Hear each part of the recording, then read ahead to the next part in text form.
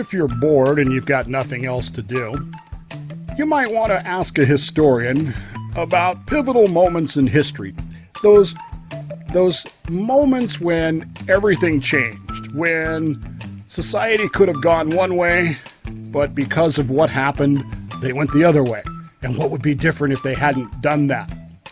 Perhaps you could start, 1066, the Battle of Hastings, where William the Conqueror changes pretty much all of history by conquering England and becoming king.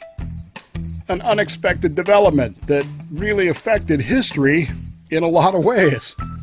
Maybe you go to 1776 when George Washington gambles the entire American Revolution on crossing an icy river. Or perhaps maybe you go to July 2nd, 1863, when Joshua Chamberlain and the 20th Maine Infantry Regiment, standing at Round Top in Gettysburg, Pennsylvania, waver and bend and creak and almost break, but never do. And maybe they save the Union that day. Or you could go to a bright June day in 1942, Pacific Ocean, when in space of 5 minutes, the entire course of the Pacific War between the United States and Japan is forever changed in just a few, very few short minutes. All of these moments in history are almost instantaneous. I mean, on a time scale, they're pretty instant. They're a day, a few hours, a few minutes. But most changes in history happen over time. They happen over a period of perhaps years, maybe even centuries.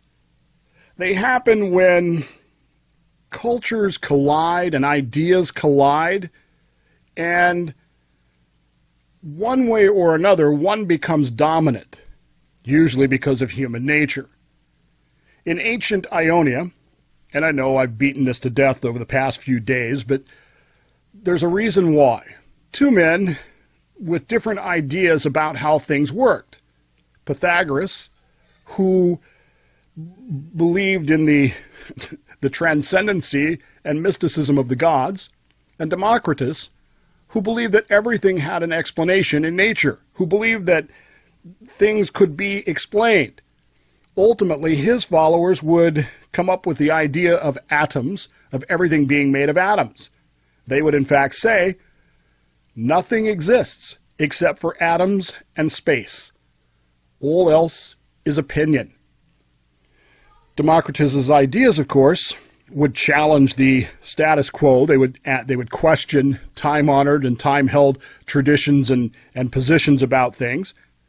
And because of where he was in Ionia, rather than in one of the large cities of the empires of that era, he was allowed to get away with these ideas, and eventually he and his followers stood really on the cusp of higher mathematics. They were almost there. And had they managed to get there, perhaps the world changes in a different course than we're familiar with, because we have calculus long before Isaac Newton existed. We have these things in the time of Christ. We have science that explains things. Instead, Pythagoras, with his idea, a squared plus b squared equals c squared, which he believed revealed the transcendency of the gods, and his mysticism, his idea that the gods were still responsible for everything, and that really all you were doing was looking for the gods. You weren't really doing anything else. These two schools debated, argued, and eventually Zeus, I guess, got angry. There's some more political ideology to this, but eventually Zeus gets mad, and Democritus's ideas are literally lost to history. Very little of his writings survive. Very little of his passion for what was science survives. But Pythagoras' ideas and his belief in mysticism, his belief that the gods were revealed in the mathematics and the gods had certain ideas about how society should function, which were the opposite, the antithesis of what Democritus believed, took hold. And ultimately, the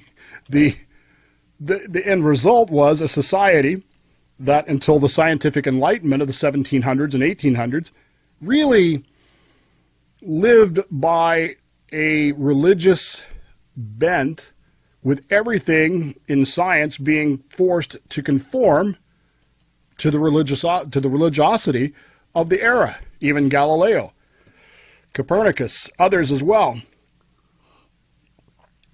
That was one moment in history that took decades to set the course for the human future. In the early 1900s, the early part of the 20th century, a similar moment occurred. In 1898, the United States had gone to war with Spain, primarily because of something called yellow journalism. By now, you will know that very little of what Spain was accused of in 1898, remember the Maine, down with Spain, actually happened. But the media of that era used sensationalism, big, bold headlines, lots of pictures, lots of anonymous sources and quotes, that sort of thing. My friend Neil Bortz, who was a former retired radio show host in Atlanta, refers to this as the loud theory.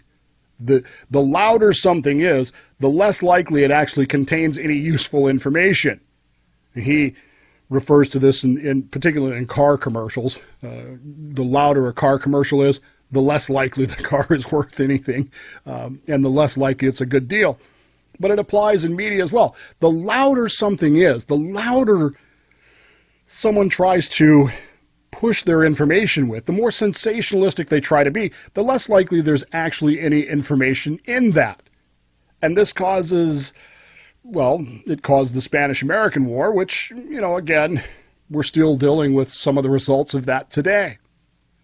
In the early 1900s, after the Spanish-American War settled down, and as journalism really struggled to find itself in the middle-aged republic, there was a great deal of technology changes where pictures and telegraphs and information could be received much further. And there was a lot of discussion about how does the public relate to the media, which relates to the government, which relates back to the public, how does this all work together for the betterment of the republic? There were two men, much like Democritus and Pythagoras, there were two men in the United States in those days. The first guy was a guy by the name of John Dewey. Now, John Dewey, who's not the guy that invented the Dewey Decimal System, by the way, don't Google that because it's not the same guy. His ideas really aligned with Montesquieu, the idea of an engaged citizen, the idea of an engaged, enlightened citizen that participated in everything. And even though it was a republic, you still have to be engaged. He believed very firmly that the public was fully capable of understanding complex policy issues, that the people could best decide these issues. He believed that the information was useful to all the members of society, that all the people should be allowed to see the pure information. And because of that, we would get better policy decisions, better ideas, coming from the full disclosure of information. This seems very, it seems kind of like what we all say we want. In fact, he wrote a book called The Public and Its Problems, in which he outlined his idea that the public should be a great community, and by sharing all of this information would become such a great community that we would make good policy decisions, and we would be, a little less, bellicose, I guess, when it came to Spain blowing things up. The second guy was a guy by the name of Walter Lippmann, which is a name you may very well have heard. There are numerous journalistic schools named after him, some awards named after him, and as you might expect, he disagreed with Dewey. He believed wholeheartedly that high-powered journalism was wasted wasted on ordinary citizens. He just absolutely believed that it was pointless to even try to explain these complex issues to ordinary citizens. He believed that it was useful to decision makers. He believed that decision makers needed that high-powered journalism, but ordinary citizens, who cares? They don't really understand it. They don't really need it.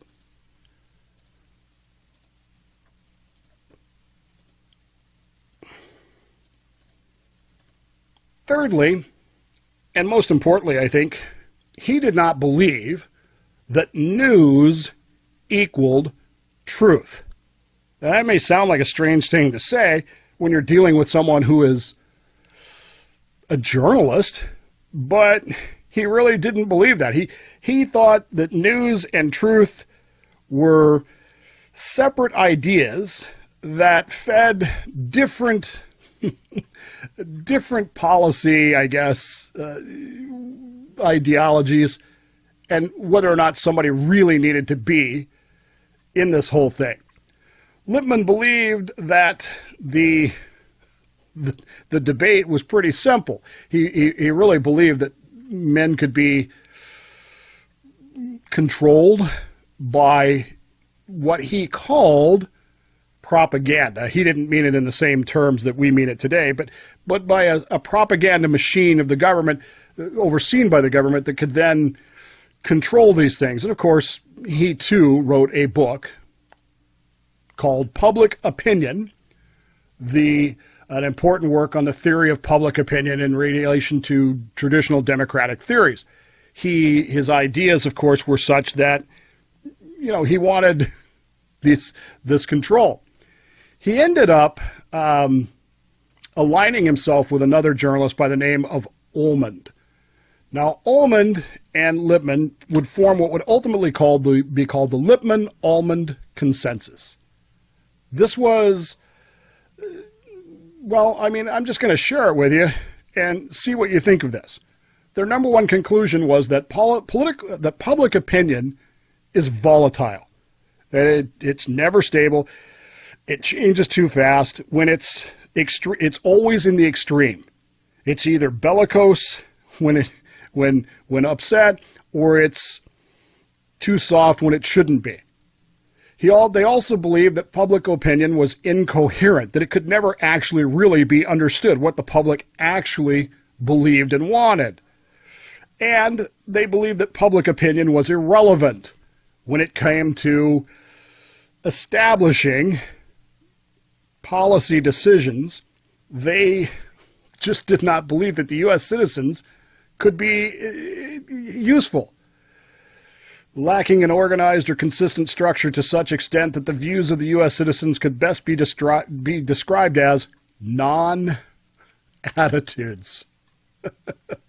They didn't understand, nor did they influence the very events upon which their lives and happiness were known to depend. Lippmann would go so far as to describe the mass man as a bewildered herd who must be governed by a specialized class whose interests reach beyond the locality. The elite class of intellectuals and experts were to be a machinery of knowledge to circumvent the primary defect of democracy, which was the impossible idea of the omnicompetent citizen, or as Montesquieu would have put it, the engaged citizen. This was what eventually became known as a stereotype. Lippmann was actually the man who coined the term stereotype, and he used it to apply to the average American in his belief of how the media would work with you. As you see there in those outlines, you see a lot of how media actually views you today, don't you? This all becomes about because Walter Lippmann wins the philosophical debate with John Dewey over what media actually is, what it does, and why it does it. Is it useful for controlling policy decisions or limiting those policy decisions to a few elite people who understand things because you small people, you just don't get it. You're just a passionate, incoherent blob that doesn't have anything really to say in all this. And of course, Dewey's contributions to all this have all but been forgotten. Most of us don't even know Dewey's name, and when we do know it, we confuse him with the guy that invented the Dewey Decimal System, which wasn't this guy. His ideas, though, still resonate, and in recent years there, of course, has been much consideration of returning to some of Dewey's ideas, this idea of let's get media back to just report it, just the facts, ma'am, as opposed to being, opinions and guiding people to the correct conclusions, as the Stockton Record reporter once told me. The interesting thing about Lippmann is that he will become very disillusioned with his own ideas, despite the fact that today journalism schools and journalism awards are still named after him. He himself would start to lean more towards Dewey's ideas in journalism. He got very disenchanted with how the elites were running the media. And the reason why he got disenchanted was, he began to realize in 1932 that the so-called elites who were making these policy decisions weren't any smarter than anybody else. In fact, he would say, Franklin Delano Roosevelt is no crusader. He's no tribune of the people. He is no enemy of entrenched privilege. He is, in fact, a pleasant man who, without any important qualifications for the office, would very much like to be president.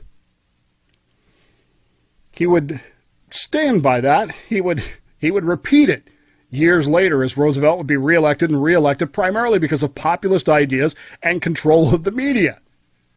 He would later write another book, the second book called The Public Philosophy, in which he would repudiate many of his own ideas as presented and as were being followed. The media as a control agent for a political elite who really want the public just to agree with them rather than argue with them. He would write a book that would basically repudiate all of that. And that book would be, what's the word for it, trashed in liberal political circles. And his previous ideas would be promoted and encouraged and talked about. And at the end of the day, his other book would kind of go out the window. When we look at Dewey versus Lippmann today, we have to ask ourselves the debate in the news media today. I asked the question on Sunday, what's wrong with the media? And a lot of folks would chime in, well, several folks chimed in on things with, there's this problem, there's too much interaction between media and government, there's too much sensationalism, there's too much of this, there's too much of that. But the question you have to ask yourself is, how does the media actually treat you today? And by you, I mean me, but you get the idea. Do they treat you as a consumer or a partner? Because that will tell you whether or not they're Lippmannites or Deweyites. If they treat you as a partner, hey, Dave, here's some information we'd like you to think about and tell us what you think. Versus, Dave, here's the information we want you to know, and because you know this information, you will agree with us that this is the proper position. Do they treat us as a consumer or as a partner? And the bigger question you have to ask yourself at this point is, how does social media impact that? How does social media grow into this? Now, is social media, and this is the big question nowadays, is social media a publisher? Or is it simply, a repeat of things? What exactly is social media when it comes to this news media idea? And how does it impact that question of consumer or partner? Does social media enhance or inhibit public discussion of ideas. And on the surface, it seems like Dewey's idea of a great community should be very easily possible on social media. It should be, right? It should be a place where we can gather and discuss things and reach out with more folks and the likes of that. But somehow or another, it doesn't turn out that way, does it? Somehow or another, it works out as it's just argument. And when the social media companies don't like what you say, they simply squash it, don't they? What's wrong with the media? Well, at one time in our nation's history, we could have gone one way, Dewey's way, but instead we went Lippmann's way. Now, how much of a decision we had in that as a people, I don't know. It may be that the media companies just decided that that's what they wanted because, really, who doesn't want power? It may be that. Can we change it? That's a good question. Can we change it? I'm going to go out on a limb here and say probably not. Do we really care that much about it? I mean, that's the first step. If we really cared that much about it, then we could change it. I don't think we do. And I've told you my social media theory about you only follow people on social media, not Facebook, but Twitter and other social media. You only follow people that are going to make you mad. Facebook's a little bit different because there's so many people on it. You can't escape the people that will make you mad. You just can't. The other social media platforms tend to be very, very, very echo chamber driven. So all you ever hear is what you want to hear. How many different websites, news sites, just in the last 10 years or 20 years, have started out as, we're just going to bring you the news. Dave, are you tired of all the bias in the media? Here's a news site, here's a newsletter, here's a news place, here's a channel that only covers the news for you to make up your mind. Fair and balanced. You know? And what do they end up as? They end up as just another partisan site over a bit of time. Because at the end of the day, they want to sell ads, and the reality is selling ads requires eyeballs. It requires, that tells you how long I've been around. Eyeballs was the phrase they used in the early days of the internet. How many people see something? Clicks, I guess. It's click-throughs is the phrase now. Unless it's changed, I don't know. You got to get clicks on things. You got to get ads. You got to get people to see ads, and you don't do that by being Dewey-esque, do you? You don't do that by being calm and concise and caring and sharing information. You do that by being loud, obnoxious, big headlines, big pictures, maybe some quotes about the Lippmann School is alive and well, even though Lippmann himself probably would not like that. What's wrong with the media today should be obvious to us, but somehow or another it's not. Somehow or another we don't know its history, and we don't know how we got here to begin with, and so we don't really understand what is wrong with it, other than we innately know that something is wrong, just like the Ionians knew there's something wrong with this idea of a God for everything. We know there's something wrong with the idea of a media as pervasive and controlling as the one that there is. That's not what media is supposed to do. It's not what it's supposed to be. But when it comes to actually putting our finger on it, then we're not quite as adept at it, are we? But the reality of it is that the answer is very clear. The answer is not that hard to see if you think about it, is it? The answer is, what's wrong with the media? It's us.